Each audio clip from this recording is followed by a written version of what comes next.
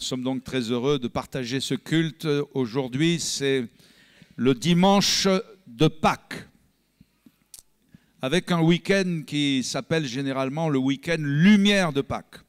Ce week-end a lieu normalement au Stade de l'Est et il rassemble des jeunes venus de toute l'île. Pour cette édition 2022, le Stade de l'Est n'étant pas libre, Lumière de Pâques a été décentralisée. Je me demande si on totalise toutes les surfaces des salles où vont se réunir les jeunes et demain, en ce lundi de Pâques, les croyants. Ça fait beaucoup plus de surface de réunion. Et si nous comptons les auditoires qui vont se réunir aux quatre coins de l'île, il y aura aussi beaucoup de monde qui viendront dans nos assemblées célébrer le beau nom de Jésus. Qu'est-ce que ça représente Pâques pour vous? Qu'est-ce que Pâques? J'ai attentivement écouté un reportage qu'avait fait un média, une télé, sur Pâques, et ils ont interviewé des enfants.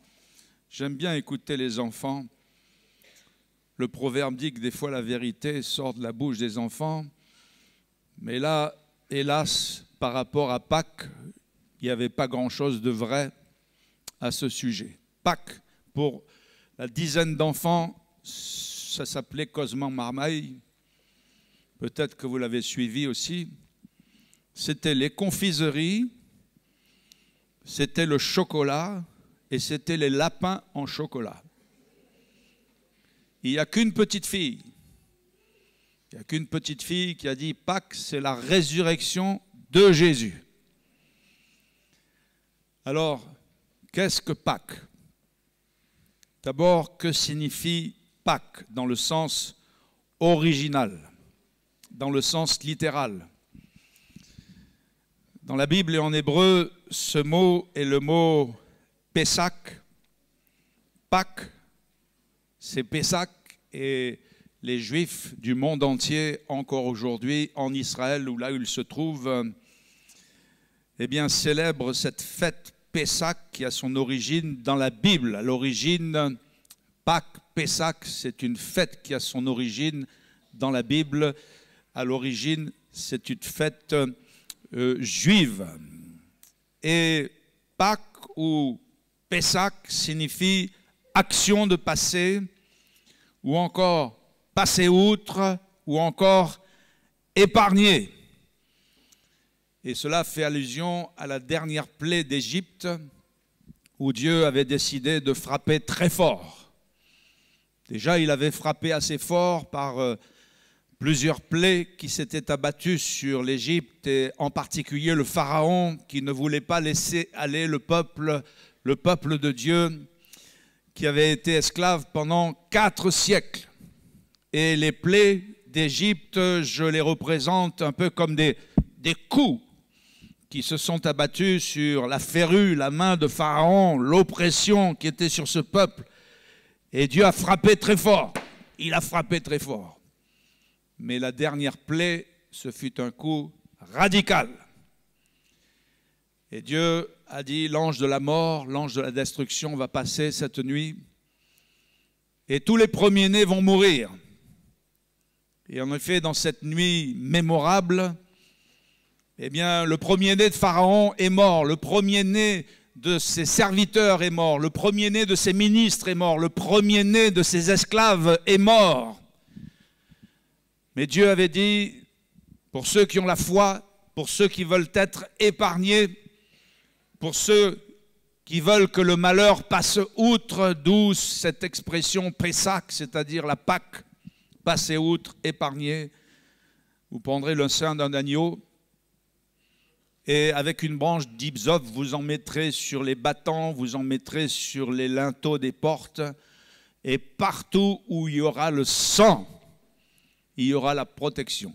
Le sang vous servira de signe. C'est là l'origine de la Pâque.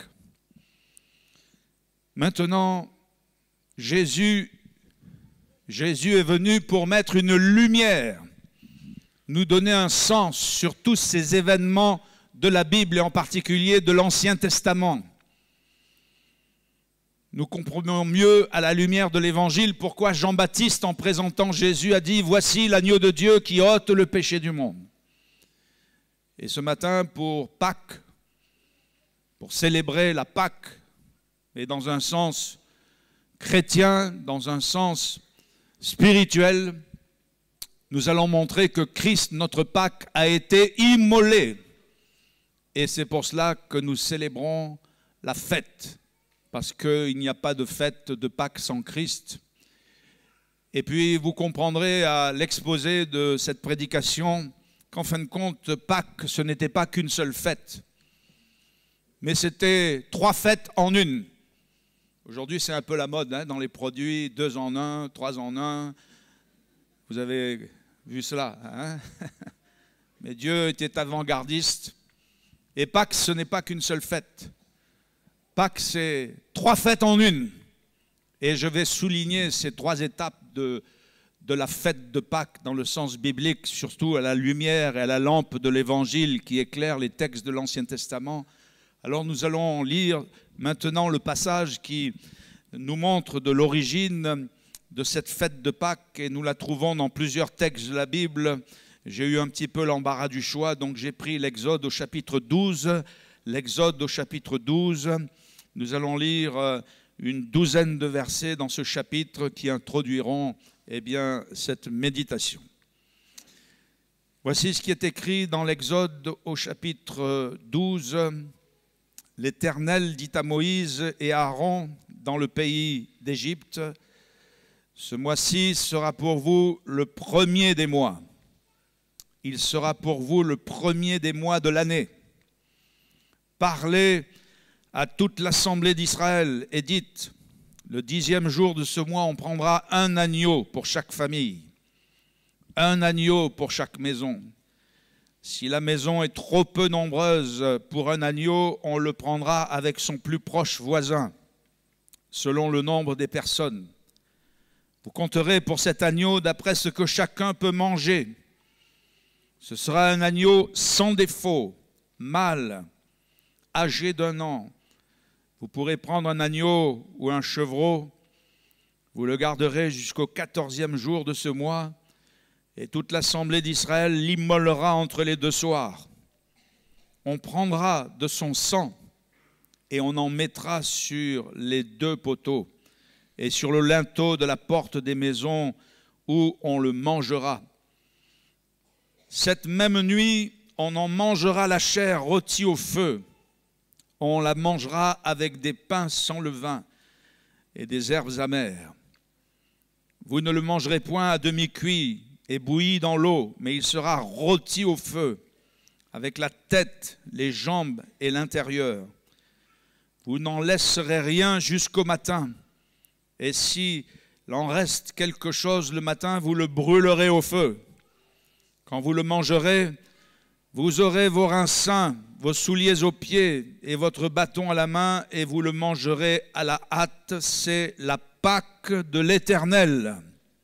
Cette nuit-là, je passerai dans le pays d'Égypte et je frapperai tous les premiers-nés du pays d'Égypte, depuis les hommes jusqu'aux animaux, et j'exercerai les jugements contre tous les dieux de l'Égypte. Je suis l'Éternel. Le sang vous servira de signe sur les maisons où vous serez. Je verrai le sang et je passerai par-dessus, et il n'y aura point de plaie qui vous détruise quand je frapperai le pays d'Égypte. Déjà, on ne peut parler de Pâques. Christ, notre Pâques, a été immolé. Célébrons la fête. Cette parole vient de la lettre aux Corinthiens, d'ailleurs, de l'apôtre Paul. Christ, notre Pâques, a été immolé. Il est impossible de parler de Pâques sans parler de l'agneau.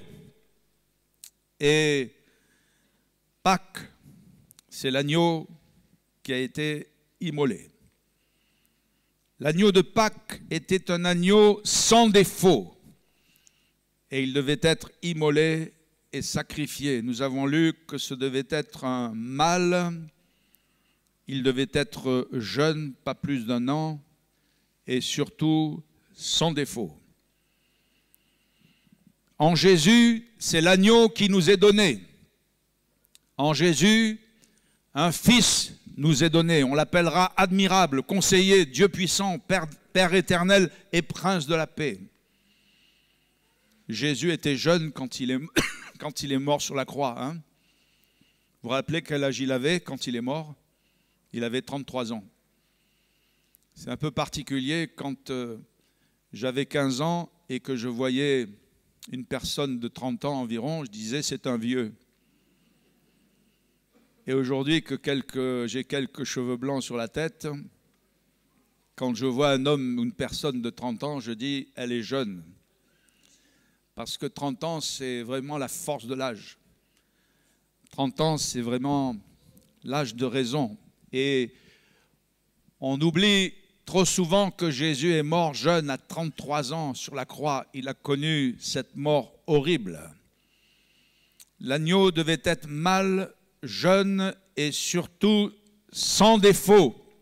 On n'apportait pas à Dieu un animal borgne. On ne lui apportait pas un animal à la patte cassée. Il fallait qu'il soit sans défaut. Jésus est l'agneau de Dieu qui ôte le péché du monde. Et j'ai la joie de dire en cette fête de Pâques, Jésus est sans défaut. Jésus est saint, Jésus est pur, Jésus est sans péché.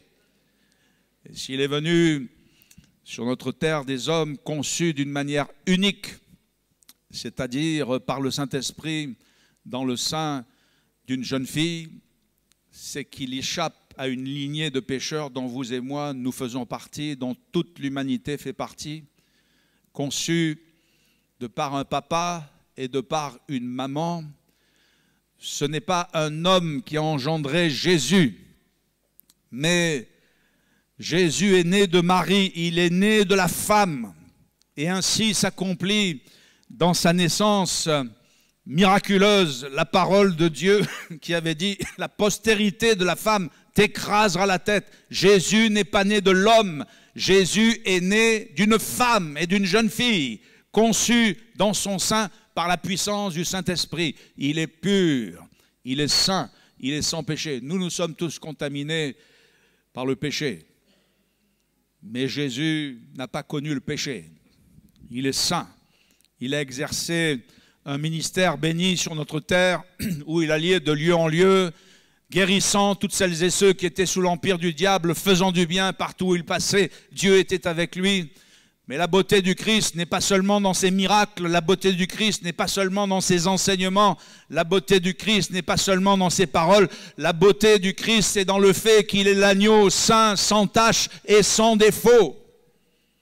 Et si la croix prend une expression et une valeur aussi forte, c'est que celui qui est mort était pur, saint, sans défaut. Et nous le verrons dans quelques instants, il a accepté de porter les péchés de l'humanité tout entière pour que nous soyons sauvés. Mais gloire à Dieu, il est ressuscité le dimanche de Pâques. Il est ressuscité encore une fois pur, saint et sans défaut. Et il est monté au ciel s'asseoir à la droite de Dieu. Il y a un homme dans la gloire, Jésus-Christ de Nazareth. Il est pur, il est saint, il est sans défaut.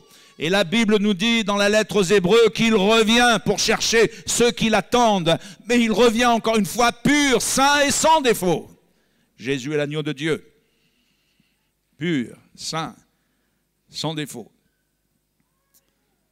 Pâques, c'est l'agneau dont le sang sert de signe. Le sang sur les battants et les linteaux des portes, c'était le signe. Signe de protection. À l'heure où beaucoup de gens cherchent une protection, il n'y a de protection réelle que dans le sang de l'agneau, que dans le sang de Jésus. Le sang vous servira de signe. Le commerce des reliques, le commerce des médailles, le commerce des porte-bonheur ne s'est jamais porté aussi bien qu'au XXIe siècle. Sur Internet ou je ne sais où, il y a de plus en plus de charlatans qui vous vendent des soi-disant garanties des soi-disant talismans, des soi-disant porte-bonheur, le commerce des pierres, je ne sais pas d'où elles viennent, peut-être de la Lune, porterait bonheur. Et ce commerce eh bien, prolifère de plus en plus. Mais pour que nous soyons protégés, pour que nous puissions connaître une véritable protection, non pas une protection de superstition, non pas une protection de néant, dirait la Bible, mais une protection efficace. Nous avons besoin de l'agneau de Dieu dont le sang sert de signe. Et le sang, avait dit le Seigneur, vous servira de signe. C'est un signe de protection. Et ce fut, gloire à Dieu, aussi un signe de délivrance. Le seul sacrifice qui libère, je vais répéter cette vérité, le seul sacrifice qui libère, c'est le sacrifice de Jésus. Et quelle grâce pour un chrétien qui s'est converti, qui est venu à Jésus, qui lui a donné sa vie, de placer sa vie sous le signe du sang. Et je peux dire, je vous invite à le dire avec moi en ce jour de Pâques, si vous avez la foi en Jésus, si vous croyez en lui, je suis sous le signe du sang. Le sang vous servira de signe, a dit le Seigneur. Pâques, c'est aussi l'agneau qu'il fallait consommer. C'est l'agneau dont il fallait s'approprier le sang. Pâques, c'est l'agneau qui rassemble la famille. Dieu avait dit, il y aura un agneau par maison. Il y aura un agneau par famille.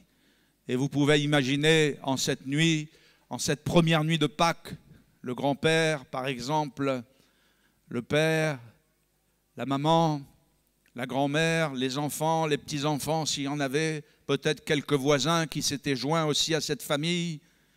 Et vous pouvez les imaginer, le papa prendre la branche d'hysope, en prendre le sang de l'animal qui avait été sacrifié, rôti au feu, consommé avec des herbes amères, et puis le sang de l'agneau avait aspergé les battants des portes, les linteaux, et ainsi l'agneau, Pâques, c'est l'agneau qui rassemble la famille. Dieu avait dit un agneau par maison, un agneau par famille.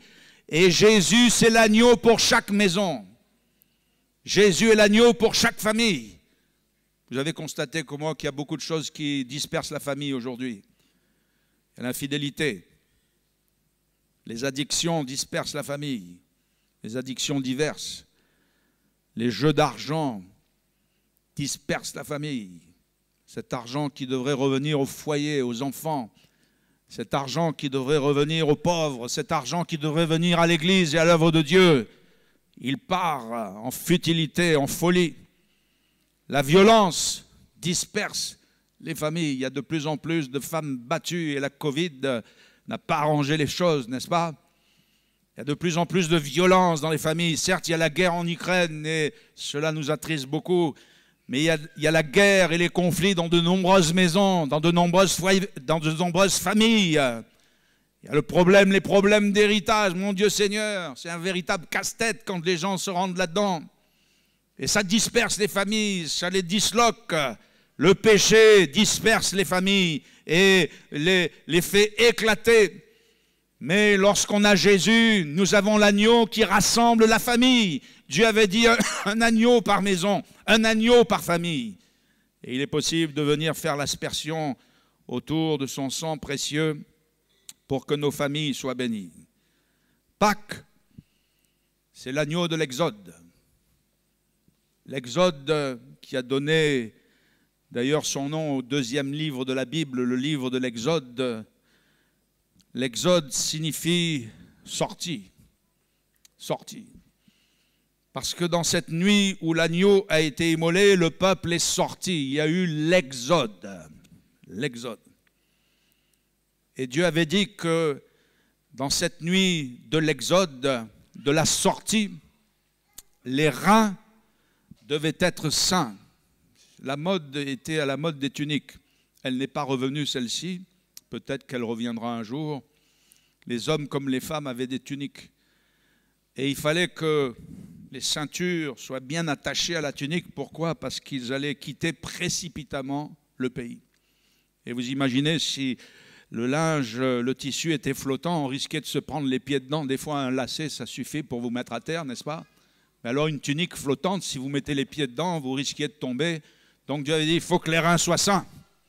Il faut que vous ayez les souliers aux pieds pour protéger votre marche des pierres, des épines et peut-être des scorpions ou des serpents. Et puis, il faut que vous ayez votre bâton à la main, parce qu'un petit bâton à la main, ça vous rend service lorsque vous marchez, n'est-ce pas? C'est une aide considérable. Votre sortie va avoir lieu de manière précipitée. Et dans cette nuit, l'exode a eu lieu de manière précipitée. Je n'aurai pas trop le temps de développer cette pensée, mais vous savez, l'exode des véritables chrétiens va avoir lieu d'une manière précipitée aussi. Un jour, les chrétiens que nous sommes, nous allons sortir. Ce n'est pas pour aller faire un pique-nique, ce n'est pas pour aller faire un tour ici ou là, mais nous allons connaître un exode exceptionnel quand Jésus va venir, quand il va nous prendre et quand il va nous enlever avec lui dans le ciel. Nous allons connaître un exode exceptionnel. C'est pour ça qu'il faut se préparer. Et vous retrouverez des textes dans les épîtres qui ont cette même connotation. Il faut que vos reins soient sains. Il faut que vos lampes soient allumées. Il faut être prêt. Il faut être prêt pour cet exode. De la même manière, l'exode primitif, dans l'exode, deuxième livre de la Bible, a eu lieu d'une manière précipitée. Notre exode aura lieu d'une manière précipitée. En un instant, en un clin d'œil, nous irons à la rencontre du Seigneur et nous serons pour toujours avec lui. Pâques, c'est l'agneau. Christ, notre Pâques, a été immolé. Et c'est pour cela que nous célébrons la fête. Et Pâques, c'est aussi l'accomplissement des Écritures. Ce qui était écrit, Jésus l'a accompli. Il y a un détail qui est au verset 46 du chapitre 12, et vous pourrez à tête reposée le relire chez vous si vous le souhaitez. Il était écrit au sujet de cet agneau de Pâques, aucun de ses os ne sera brisé. Aucun de ses os ne sera brisé. Et quand Jésus, dans cette nuit mémorable, après avoir institué le repas de la scène, le pain et la coupe, et puis après avoir été livré en croix, il a passé 6 heures sur la croix. Il y avait 2 brigands, l'un à sa droite, l'autre à sa gauche. Et parce que la croix était un supplice horrible, les suppliciés s'en allaient à petit feu, dans la souffrance, dans une ardeur de souffrance indescriptible. Il y avait les crampes, la spasmophilie qui les saisissait alors qu'ils se tordaient de douleur. Il est dit de Jésus, je ne suis plus un homme, je suis comme un ver. Il était défiguré, il se tordait de douleur sur la croix. Et puis il y avait la soif. Jésus a dit, j'ai soif. Et on lui a tendu une éponge remplie de vinaigre. Et puis il y avait aussi la fièvre. Il y avait la fièvre qui saisissait leur corps. Alors, comme ce jour de Pâques était un jour de grand sabbat, c'était la Pâques, c'était un grand sabbat, c'était une fête particulière. Jésus est mort dans cette même période, dans cette période de Pâques. Ce n'est pas un hasard. Alors on voulait, pour que les corps ne restent pas sur la croix, on achevait les suppliciés. Et vous pouvez imaginer l'un des soldats prendre sa lance et à grands coups de lance battre dans les jambes des suppliciés pour leur rompre les os, leur briser les os des jambes. Quelques personnes se sont penchées, quelques scientifiques se sont penchés sur les causes médicales de la croix. Et ils en sont arrivés à la conclusion que les seules ressources des suppliciés qui étaient en proie à la spasmophilie, à la fièvre, à la soif et aux douleurs indescriptibles, étaient de temps à autre de se relever avec le peu de force tremblant, avec les jambes, ils se relevaient un peu de leur croix où ils étaient crucifiés, cloués, et ils prenaient un peu d'air, et puis ensuite ils laissaient retomber tout leur corps dans la souffrance et dans la faiblesse. Mais n'ayant plus les os des jambes, les muscles des jambes, ceci étant brisés, on pense que les suppliciés mouraient d'asphyxie. Et quand on est venu vers Jésus pour lui rompre les jambes, le soldat a constaté sa mort. Alors il a pris la lance et il a percé son côté, et de l'eau et du sang ont jailli. Et l'apôtre Jean, relatant ce fait, nous dit que c'est afin que l'Écriture soit accomplie. Il était écrit de l'agneau de Pâques, aucun de ses os ne sera brisé. Et Christ n'est pas mort par hasard. Christ n'est pas mort comme cela. Ce n'est pas de la probabilité, la mort de Jésus. Ce n'est pas un événement comme tous les hommes meurent, ça c'est évident. Mais Jésus est mort selon un plan particulier, selon la prescience de Dieu. C'était écrit. Et Christ, en mourant, a accompli les Écritures. Christ est mort selon les Écritures. Et il a tout accompli. C'est pour cela qu'il a dit en mourant. Et l'une des dernières paroles fut « Tout est accompli ». Il a accompli les Écritures. Aucun des os de l'agneau ne devait être brisé. Maintenant, Pâques trouve son origine, bien sûr, dans l'agneau. Pâques, action de passer, passer outre, épargner. Il y avait une deuxième fête qui était mêlée à la Pâques.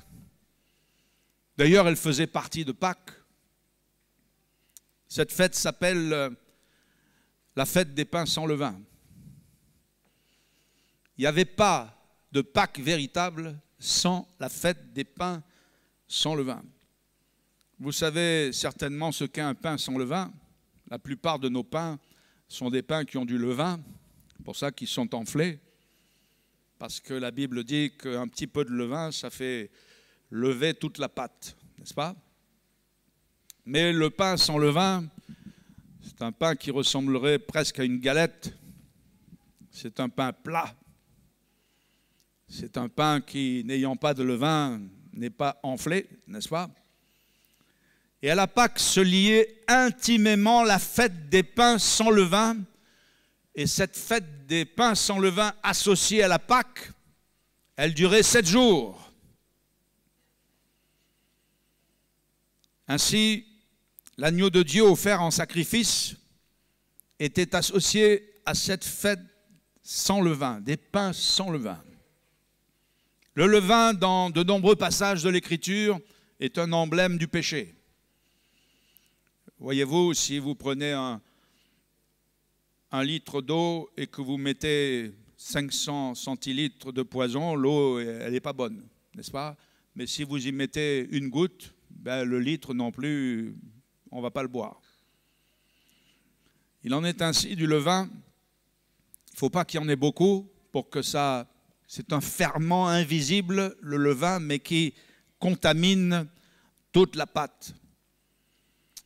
Et le levain étant une image du péché que l'on ne voit pas, mais qui peut nous envahir, dit la Bible, si facilement.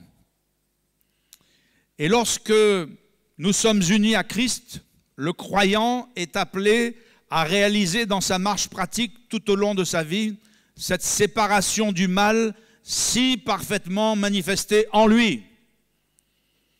De fait, dans la Bible, la Pâque et les pains sans levain ne formaient parfois qu'une seule fête.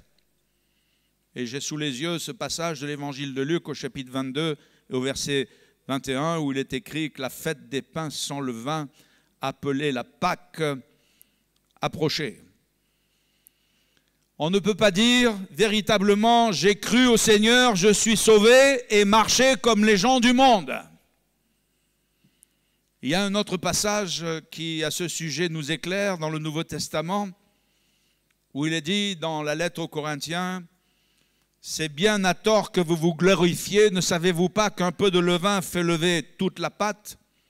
Et l'apôtre, inspiré par le Saint-Esprit, continue en disant « Faites disparaître le vieux levain, afin que vous soyez une pâte nouvelle, puisque vous êtes sans levain, car Christ, notre Pâque, a été immolé. » Et l'apôtre conclut cette pensée en disant « Célébrons donc la fête, non avec du vieux levain, non avec un levain de malice et de méchanceté, mais avec les pains sans levain de la pureté et de la vérité. » Il n'y a pas de Pâques véritable sans la fête des pains sans levain.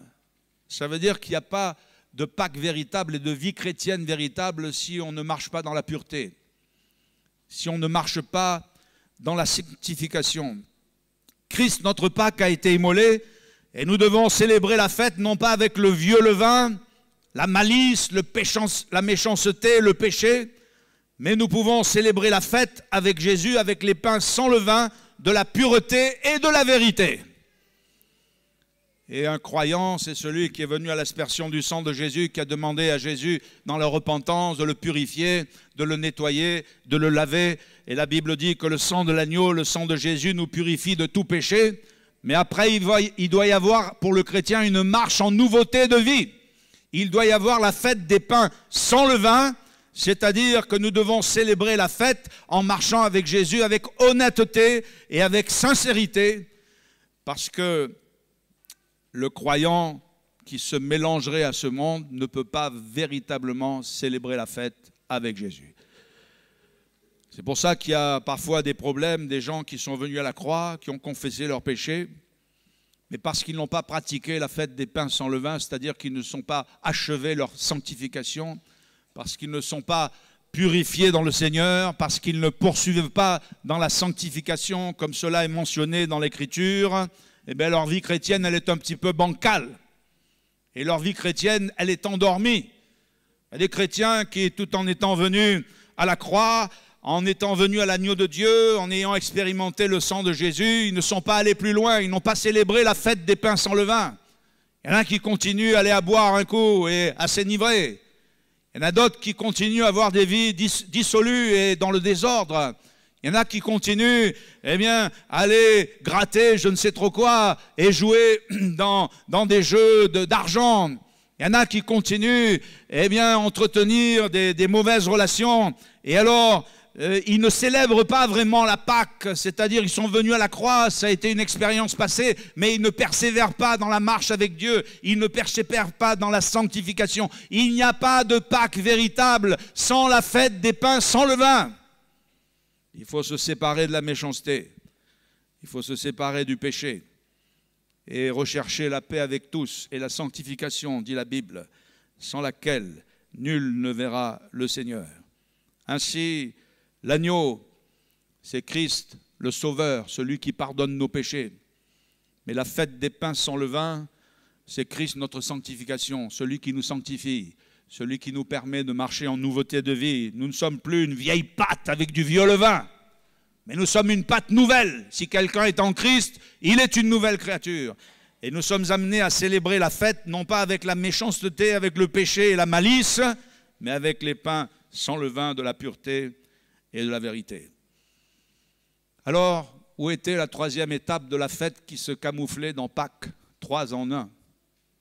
Elle n'est pas toujours évidente à la lecture de l'Écriture, mais on la comprendra mieux au travers de quelques détails que je vais vous donner, et surtout du Nouveau Testament et de l'Évangile. Pâques, c'est l'agneau. Pâques, ce sont les pains sans levain, de la pureté et de la nouveauté de vie en Jésus. Et enfin, il y avait une troisième fête qui se camouflait dans la Pâques. Elle s'appelait la fête des prémices. La fête des prémices. Et je vais vous l'expliquer. Cette fête des prémices n'a pas pu être célébrée dans la première institution de la Pâque. Pourquoi? Parce que le peuple est sorti de l'esclavage et il est allé vers la terre promise, nomade, et il a marché. Et ils ont marché pendant 40 ans. Dans leur sortie d'Égypte et dans la marche, ils n'ont pas pu planter.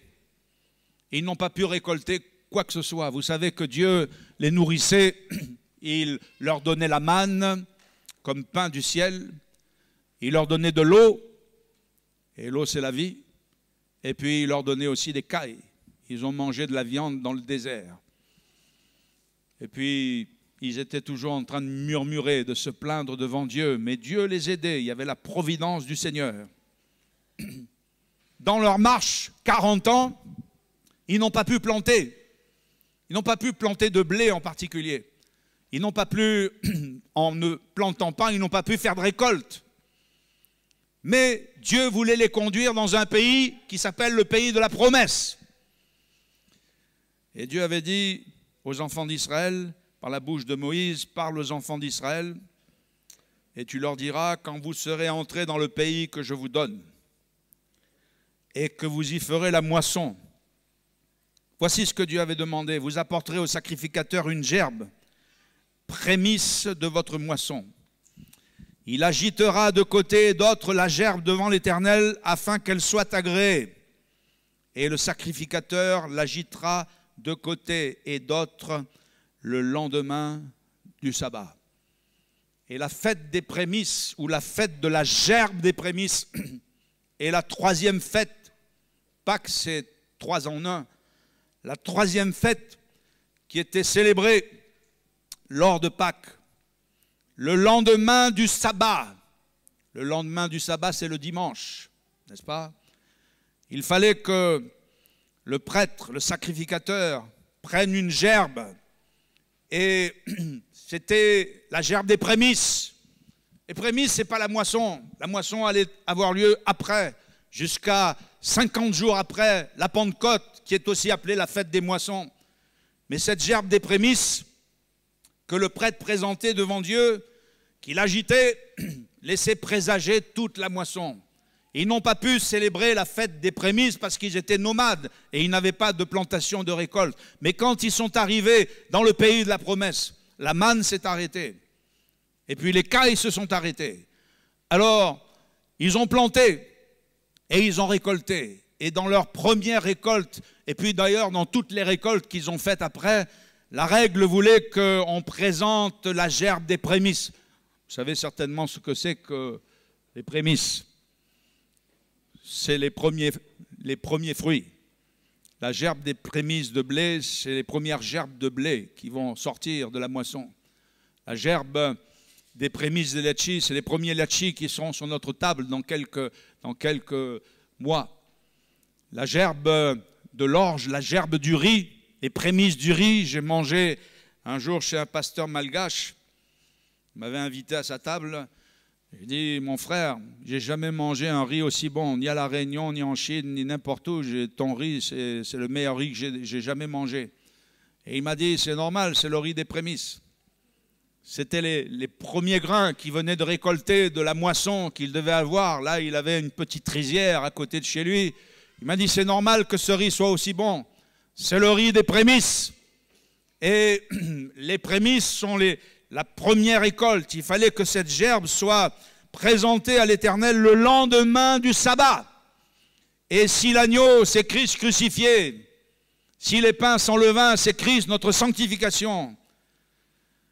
Jésus, c'est aussi, nous dit la lettre aux Corinthiens au chapitre 15, la lettre aux Corinthiens nous dit au verset 20, « Maintenant Christ est ressuscité des morts, et il est les prémices de ceux qui sont morts, car puisque la mort est venue par un homme, eh bien c'est aussi par un homme qu'est venue la résurrection des morts.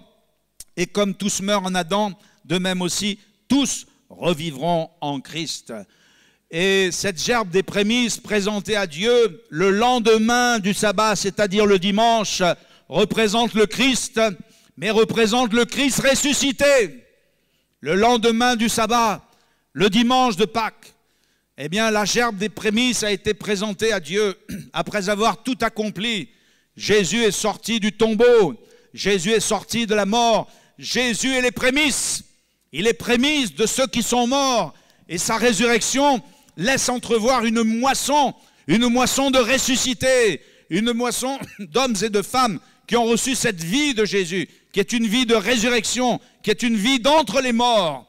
Et parce que Christ est ressuscité, le premier jour de la semaine, le dimanche de Pâques, le lendemain du sabbat, et parce qu'il est ressuscité pour ne jamais plus mourir, nous sommes en Jésus des fils de la résurrection.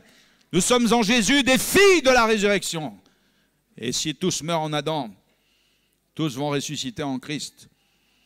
Nos anciens qui nous ont laissés dans la foi, nos parents qui nous ont laissés dans la foi en Jésus, les croyants des siècles de l'Église primitive, Abraham, Isaac, Jacob, les patriarches qui sont morts dans la foi sans avoir obtenu, mais ils ont salué de loin.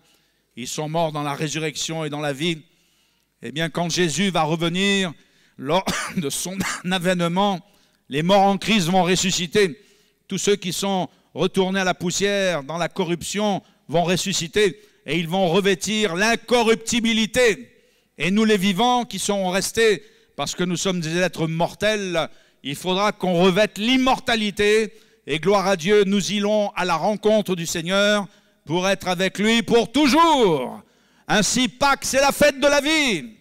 Pâques, c'est la fête des prémices. Et ce matin, nous élevons bien haut le Sauveur, Jésus, la gerbe des prémices, les prémices de ceux qui sont morts, le premier à être ressuscité pour ne jamais plus mourir. Nous l'élevons bien haut, nous l'élevons très haut, parce que c'est lui le premier, afin d'être en tout le premier. C'est lui, Jésus, qui a vaincu la mort. C'est lui, Jésus, qui est ressuscité. Il a arraché du diable les clés de la mort et du séjour des morts. Pâques, ce n'est pas le chocolat. Pâques, ce ne sont pas les confiseries. Mais Pâques, c'est le Christ vivant, le Christ ressuscité. Et notre foi est fondée sur un tombeau qui est vide. Nous ne pourrons jamais faire un pèlerinage sur le tombeau de Jésus parce qu'il n'y est plus. Vous pourrez faire le pèlerinage que vous voulez ailleurs, mais sur le tombeau de Jésus, c'est impossible parce qu'il ne faut pas chercher parmi les morts celui qui est vivant. Il est ressuscité.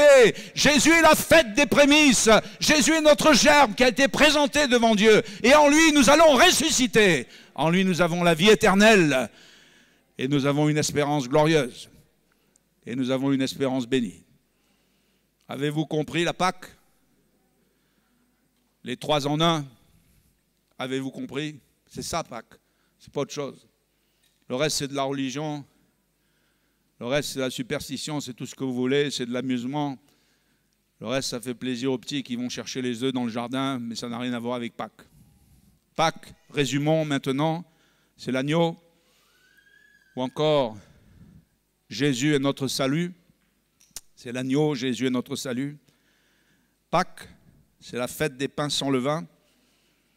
C'est-à-dire Jésus est notre sanctification. Il n'y a pas de vie chrétienne véritable sans sanctification. Il n'y a pas de Pâques véritable sans la fête des pains sans levain.